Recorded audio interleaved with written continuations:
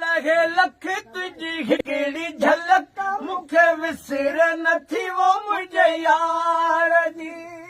पिरी पाए न झुमक मत नज़ीर खलक तोखे सिद्ध न रहे सिंगार जी कॾहिं वार ककर कॾहिं वासिंग जो वर कॾहिं वार ककर कॾहिं वासिंग जो वर सो त विंदल खे वाटनि तां वारे तो मिठा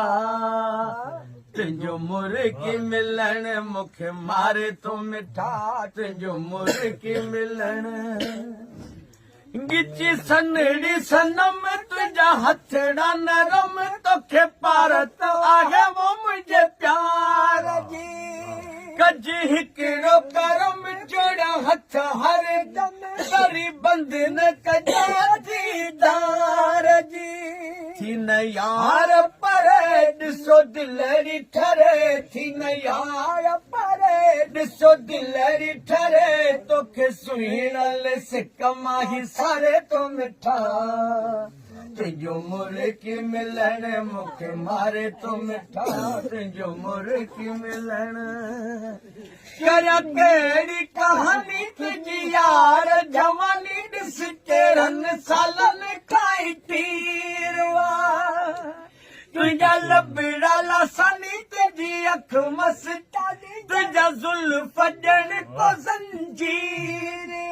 तुझा वसबा बनन ॾिसो रखी बसड़न तुझा वसबा बनन ॾिसो रखी बसड़न तुंहिंजो ख़ुशि थी खिलण दिल ठारे तो मिठा तुंहिंजो मुर्गी मिलण मूंखे मारे तो मिठा तुंहिंजो मुर्गी मिलण नबी बख्श नकार कंहिंजी बका ही प्यार पुरानी रीत ॾिसी लो कलका कज पेर पका पंहिंजी यार पकी थी प्रीत कज ॻाल्हि न कनि जेकी चवे दुश्मन कज ॻाल्हि न कनि जेकी चवे दुश्मन छो हू पाण खरियो आहे तोखे खारे तो मिठा सुन पगली पवन सुन उड़ती घटा सुन पगली पवन सुन उड़ती घटा मेरा अंग अंग मेरी हर उमंग ये चली मैं तो जावी कैसा होता है नशा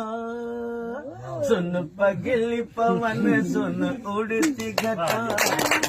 की चमक दिखलाए झलक आई बादलों के संग संग झूम